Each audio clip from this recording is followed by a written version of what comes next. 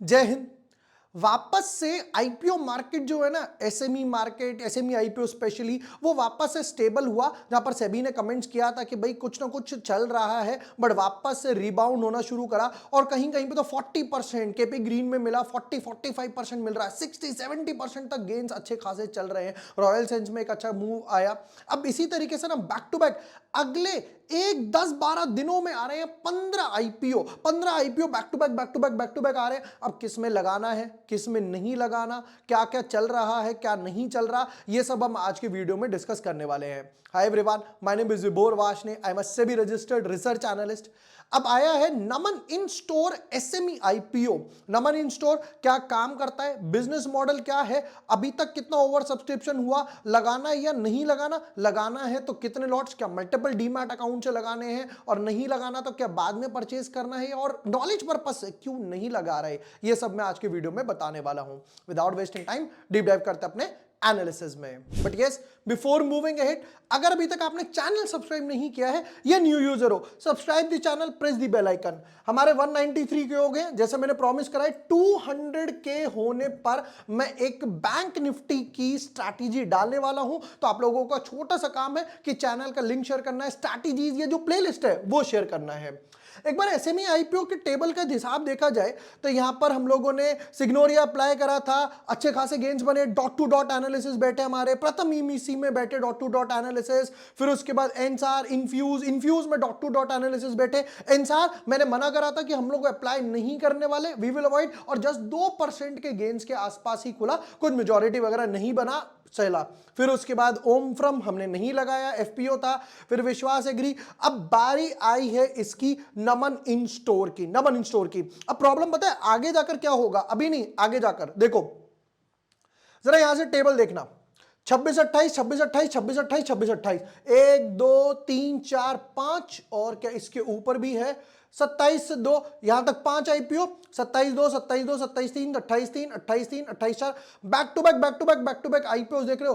पर देखो, या तो मैं 1 मिनट शॉर्ट बनाऊंगा, डिटेल्ड एनालिसिस बनाऊंगा, वरना सिनॉप्सिस दूंगा, बट नॉलेज पर्पस से सब कुछ समझाऊंगा क्यों अप्लाई करना है और क्यों अप्लाई नहीं करना। तो आज हमारे हाथ में आया है नमन इन स्टोर। आज इसके डिटेल्ड एनालिसिस करेंगे, समझेंगे कि क्या है आईपीओ की। जरा एक बार ना बिजनेस मॉडल का ब्रीफ देख लेते हैं जल्दी से कि किस तरीके का बिजनेस ब्रीफ चल रहा है। चलिए जी, शुरू करते हैं। Established in 2010, ऑलमोस्ट 14-15 साल पुरानी कंपनी है। Naman store limited is a retail furniture and fittings company providing retail solutions to various industries and retail outlets. ठीक है, फर्नीचर वगैरह के डिपार्टमेंट में। The company manufactures modular furniture for office, beauty salons, kitchens with limited space, okay, educational institutions and shelving solution for supermarket। Supermarkets में क्या होता है, rack वगैरह जो है ना वो ध्यान से बनानी पड़ती है कि इस रैक पे ये बिल्कुल सामने घुसते ये सामान आना चाहिए, उसका साइज कितना है, ठीक है, वो सब ये काम करते हैं। The company also manufactures and customize furniture and fixtures in wood, metal, plastic for kiosks, complete stores, countertops units, countertops, display units, point for sales, merchandising, ये वो। अच्छा, according to B, ज्यादातर अच्छा 99% कंपनी का काम B2B ही है। 99% company का काम B2B ही है। B2B क्या होता है, बिजनेस टू बिजनेस। मतलब एक तो हो गया, कोई भी रिटेल वाला गया, वॉक इन करा, हाँ भाई ये फर्नीचर दे देना, ये कहते हैं हमारा वो काम नहीं है। ये कहते हैं हम लोग सिर्फ बिजनेस टू बिजनेस कोलैबोरेशन ही करते हैं। नेक्स्ट क्या आया, Naman's manufacturing facility is located in Maharashtra Vasai with a built up area of approximately 1,41,000 square feet. Wow, this is amazing. The company is also a 2 warehouse, एक कहां पर है, महाराष्ट्र में, और एक बेंगलुरु में है। Next, the company provides pan India services. ठीक है, the company survey approximately 32 retail customers, जैसा हम लोगों ने डिस्कस करा कि भाई रिटेल वालों का इनका काम थोड़ा कम है, and there 4 franchises and 4 industrial. ठीक है, और अभी तक 500 ऑलमोस्ट 500 इंप्लॉइज हैं। तो अभी तक जरा बिजनेस मॉडल की बात कर ले। बिजनेस मॉडल अच्छा लग रहा है, B2B है, तो B2B के ऑर्डर्स वगैरह बड़े आते हैं। पता क्या होता है, सपोज करते हैं इनका कोई एक डिपार्टमेंटल स्टोर है जो इनका कस्टमर है, क्लाइंट है। अगर उसको इनका बिजनेस, इनका फर्नीचर वगैरह पसंद आएगा, मार्जिन वगैरह ठीक लगेंगे, प्राइसिंग ठीक लगेगा, आफ्टर सेल सर्विसेज ठीक लगेगा, और ऑब्वियसली क्वालिटी, उसके बाद ये दोबारा जब दूसरा स्टोर खोलेंगे तो ये वापस से नमन इन वालों के पास ही जाएंगे कि भैया तुमने पहली बार अच्छा काम करा था, दोबारा से मुझे आपसे फर्नीचर वगैरह चाहिए। तो क्लाइंट बन जाते हैं B2B में, ये बेस्ट पार्ट है यहां पर। उसके बाद सबसे बेस्ट पार्ट, ये एरिया जो इनका दिखाई दे रहा है वो भी काफी अच्छा है। Manufacturing facility, in house manufacturing है, कॉन्ट्रैक्ट मैन्युफैक्चरिंग नहीं है कि दोबारा से यहां से बनवाते हैं, अपना लेबल लगवाते हैं, व्हाइट लेबल वापस पास ऑन करते हैं, नहीं, ऐसा काम इनका नहीं है। चलिए अब वापस आते हैं अपने आईपीओ एनालिसिस की तरफ। अब हम लोगों ने बिजनेस मॉडल देख लिया, हम लोगों ने ये सैमको की बात कर ली, फिर एक बार इंपॉर्टेंट डेट्स वगैरह देख लेते हैं कि इंपॉर्टेंट डेट्स वगैरह क्या बन रही है। इंपॉर्टेंट डेट्स, 22 मार्च को आईपीओ ओपन होगा, यानी आईपीओ ऑलरेडी ओपन हो गया। 27 मार्च तक आईपीओ रहेगा, फिर 26 27 यानी 3 दिन तक ही है क्योंकि यहां पर मंडे की भी छुट्टी है। फिर 28 मार्च को यहां पर अलॉटमेंट पता चलेगा। रिफंड्स 1 अप्रैल को, किसी का अप्रैल फूल बनेगा, किसी का नहीं बनेगा, जोक्स अपार्ट। लिस्टिंग डेट यहां पर 2 अप्रैल है। ठीक है, नेक्स्ट पार्ट पर आते हैं, वैल्यूएशन और प्राइस बैंड पे नजर मारते हैं। चलिए जी, फेस वैल्यू 10 रुपए, बहुत ही अच्छी बात है। Price band 84 to 89। काफी लोग ना ये पूछते हैं कि यार कट ऑफ प्राइस क्या डाला जाए, टिक किस पे लगाऊं। देखो अगर टिक मार रहे हो तो सिंपल सा मतलब है कंपनी जो प्राइस सेट करेगी उस पर मिल जाएगा। 99.999 और ऑलमोस्ट 100% जो होगा वो अपर बैंड पे जाएगा। अगर आपको मैन्युअली डालना है तो ये अपर बैंड का जो प्राइस है 89 डालो, अगर इससे कम आता भी है तो कंपनी आपका पैसा उतना ही काटेगी और वापस रिफंड कर देगी। हमेशा अपर बैंड की है, इसको ना इग्नोर कर दिया करो। ऐसे इग्नोर करना है जैसे हम येलो लाइट को इग्नोर करते हैं ट्रैफिक सिग्नल में, हम देखते ही नहीं, गाड़ी भगा देते हैं। ठीक है, लॉट साइज 1600 शेयर्स का लॉट है। वापस आता है एक चीज पे, काफी लोगों ने यही चीज पूछी थी कि भाई एसएमई आईपीओ में क्या हम इसको पार्शियल बुक कर सकते हैं। Answer is no. मतलब आपका मन करे मैं 800 बुक कर लेता हूं और 800 रख लेता हूं, नहीं भाई ऐसा नहीं होगा। एसएमई आईपीओ में लॉट साइज बना हुआ है, राइट, तो 1600 आएंगे, 1600 जाएंगे। नेक्स्ट पार्ट पर आते हैं, टोटल इशू साइज 25 करोड़। बस कंपनी कह रही है कि हमें 25 करोड़ चाहिए और कितना, पूरा का पूरा फ्रेश इशू है, 100% है, बहुत ही अच्छी बात है जी। नेक्स्ट पार्ट पर आते हैं, और क्या क्या है इनके पास, कैटेगरी वाइज भी देख लेते हैं जरा। एंकर वालों को दे रहे हैं 28%, मार्केट मेकर जो इनका मैनेजर वगैरह है उनको 5%, क्यूआईबी को दे रहे हैं 19%, एचएनआई 15% और रिटेल वालों को 35% के आसपास जा रहा है। ठीक है, लॉट साइज का वैल्यू क्या है वो भी दिखा देता हूं एक बार, देखेगा। एक लॉट यहां पर है 1,42,400 का, जो 15,000 का साइज है वो मेन बोर्ड आईपीओ में रहता है। यहां पर 1,42,000 का एक लॉट है और आप 2 लाख से ऊपर एप्लीकेशन जाएंगे यानी 2 लॉट में, तो आपकी एप्लीकेशन हो जाएगी 2,84,000 की। ठीक है, और क्या क्या आया, राजू पालेजा, भाविका पालेजा, जयशा, नहीं वो वाला नहीं है, मेहुल नायक, अब्दुल शेख, फिर उसके बाद एंकर पोर्शन हो गया। अच्छा एक चीज और नॉलेज पर्पस से समझ लो, भागो मत। देखो यहां पर क्या होता है, एंकर जो होते हैं, क्यूआईबी वाले जो होते हैं, म्यूचुअल फंड्स वाले जो होते हैं, उनके लिए लॉक इन है। देखो anchor lock in period end date 50% के लिए इतना है, बाकी रिमेनिंग के लिए 3 महीने है। तो एचएनआई कैटेगरी में या रिटेल कैटेगरी में कोई लॉक इन नहीं है। आया और हैंड टू हैंड बेच दिया, उस दिन खरीदा उसी दिन बेच दिया, उस दिन खरीदा अगले दिन बेच दिया, कोई टेंशन की बात नहीं है। बिंदास अप्लाई करो, डरो मत इस चीज के लिए। नेक्स्ट पार्ट पर आते हैं जी, बिजनेस मॉडल हम लोगों ने ऑलरेडी देख लिया। हाँ ये काम की चीज है, दैट इज फाइनेंशियल्स। ये क्या 2 कॉलम गायब है। ठीक है जी, एनालिसिस करते हैं। Full year, full year, full year, half year. अब एसेट्स तो यहां पर है नहीं तो यही मान के चलते ये है क्योंकि रेवेन्यू में ग्रोथ दिखाई दे रही है। 16 करोड़ के एसेट्स थे, 30 करोड़ के हो गए, 30 करोड़ से 55 करोड़ हो गए और 55 वहां पर कुछ लिखा नहीं है, fill in the blank. Revenue की बात करें, 13 करोड़ की रेवेन्यू थी, 51 करोड़ हो गए, ऑलमोस्ट 4 टाइम्स। ओके, 51 करोड़ से 150 करोड़ हो गई, अगेन 3 टाइम्स। अब ये 80 करोड़, 80 80 160 करोड़ मान के चलता हूं तो भी यहां पर मुझे अच्छी खासी ग्रोथ दिख रही है। 160 करोड़ की सेल्स है और जो कि सिर्फ 25 करोड़ मांग रहे हैं, अभी तक तो बढ़िया लग रहा है। प्रॉफिट आफ्टर टैक्स देखा जाए एक बार जरा कि कितना कमा लेते हो, तो यहां पर सिर्फ 5 लाख है। देखो रुपीज इन लाख है तो ये 5 लाख है, 21 लाख का हो गया 3 करोड़।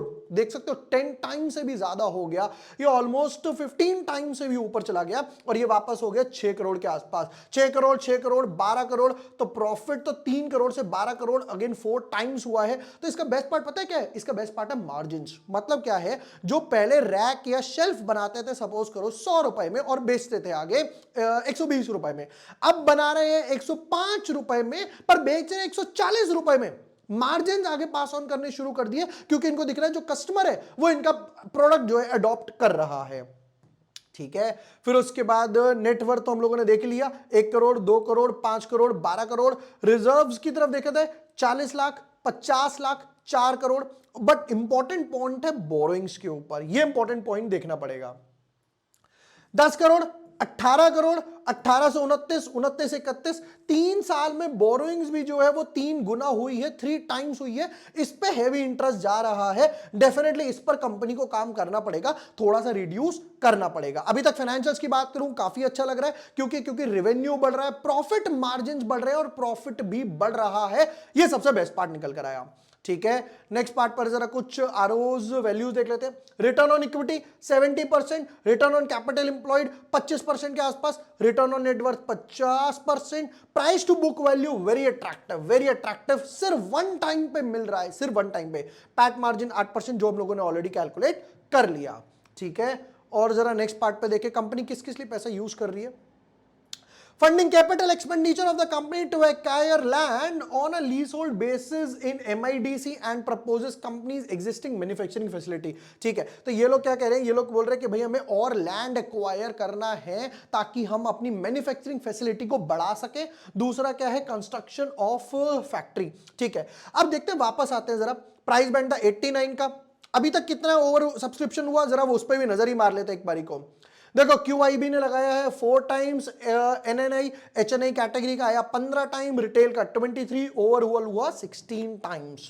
अभी तो हमारे पास 2 दिन बचे हुए हैं। वापस आते हैं, कंपनी कह रही है कि भैया 89 रुपीज पर शेयर है, मल्टीप्लाई बाय 1600 शेयर है, मुझे चाहिए सिर्फ 25 करोड़। कंपनी कह रही है 25 करोड़ मुझे चाहिए, और इस पे लिख देते हैं फ्रेश इशू। ठीक है, ओवर सब्सक्रिप्शन, लिस्टिंग इन, दोनों तरफ आ जाते हैं। नंबर 1, पैसा उठा रहे हैं केपेक्स के लिए, बहुत अच्छी बात है, यानी और मैन्युफैक्चर करेंगे और सेल्स करेंगे तो इनको ना आइडिया होता है। यार आप एक बात प्रैक्टिकली सोचो, आप कहोगे यार मुझे गाड़ी की जरूरत है, या तो एक शौक में, वो तो ऑब्वियसली बेवकूफ वाली बात है, ठीक है, शौक भी पूरा करनी चाहिए, बट आपको पता है आपको गाड़ी की जरूरत है कम्यूट करने के लिए, कि यार इस रूट से जाता हूं तो पब्लिक ट्रांसपोर्ट से टाइम लगता है, कभी कभार बस छूट जाती है, एक्सेट्रा एक्सेट्रा, मल्टीपल चेंज करने पड़ते हैं, तो ये दिमाग वाली बात है। तो इसी तरीके से इन्हें पता है कि यार इनकी ना सेल्स कैपेसिटी पूरी नहीं कर पा रहे जितनी डिमांड है, जिस वजह से ये केपेक्स में पैसा लगाना चाहते हैं, और आज लगाएंगे। मेन बात क्या है, डेट से और नहीं उठा रहे, आज लगाएंगे तो और सेल्स होगी, थोड़ा सा डेट रिड्यूस करेंगे तो और अट्रैक्टिव पैट मार्जिन और प्रॉफिट आ जाएगा। देखो ओवर सब्सक्रिप्शन अभी ऑलरेडी 16 टाइम्स तो हो चुका है, मेरे हिसाब से समवट अराउंड ये जाएगा, अब समवट अराउंड 100 टाइम्स के आसपास, 100 गुना के आसपास जा सकता है, क्योंकि सिर्फ 25 करोड़ उठा रहे हैं। अब लिस्टिंग गेन की बात कर लेते हैं, क्योंकि सेक्टर अच्छा है, B2B बिजनेस में है, प्रॉफिट में अच्छी खासी ग्रोथ दिखाई दे रही है, मार्जिन में अच्छी खासी ग्रोथ दिखाई दे रही है, केपेक्स कर रहे हैं, ये सबसे अच्छी बात है। 100 टाइम्स के हिसाब से अगर 89 रुपीज पर शेयर आ रहा है तो समवट अराउंड यहां पर 60 to 80% लिस्टिंग गेन बन सकते हैं, 60 से 80% के आसपास लिस्टिंग गेन बन सकते हैं। वर्स्ट टू वर्स्ट केस में मार्केट में थोड़ा सा फॉल आता भी है, या मान लो थोड़ी वोलेटिलिटी भी आती है, तो भी अगर 40% बनते हैं, 45% बनते हैं, तो भी मेरा पैसा 3 दिन 4 दिन के लिए ब्लॉक हुआ, तो भी मेरे हिसाब से हैंडसम गेन्स है। तो डेफिनेटली मैं अप्लाई करने वाला हूं नमन रिटेल्स के लिए, नमन इन स्टोर्स के SME IPO के लिए मल्टीपल डीमैट अकाउंट है, ताकि अलॉटमेंट के चांसेस जो है वो बढ़ जाए। अब ध्यान से सुनना, रिटेल कैटेगरी 35% की है, तो मैं रिटेल कैटेगरी में एक एक लॉट अप्लाई करूंगा, एक लॉट मम्मी के अकाउंट से, एक लॉट पापा के अकाउंट से, एक लॉट ब्रदर के अकाउंट से, एक लॉट सिस्टर के अकाउंट से, एक एक लॉट अप्लाई करूंगा, रादर देन में एक बारी में 3-4 लॉट अप्लाई कर दूं HNI में, नहीं, क्योंकि 35% वहां है और वहां सिर्फ 15% है, इसलिए मल्टीपल डीमैट अकाउंट है, मल्टीपल पैन अकाउंट है, रिटेल कैटेगरी में एक एक लॉट अप्लाई करते जाओ, एक बारी में भी आ गया, एक लॉट भी आ गया, 40% के हिसाब से एक अच्छा खासा गेन बन सकता है। ये थे नमन इन स्टोर SME IPO के डिटेल्ड एनालिसिस, और भी जितने IPOs हैं सबके एनालिसिस लेकर आने वाला हूं। सपोर्ट करते रहो, वीडियो शेयर करते रहो, वीडियो पसंद आया हो share with your friends, like and subscribe. Thank you for watching the video, lots of love.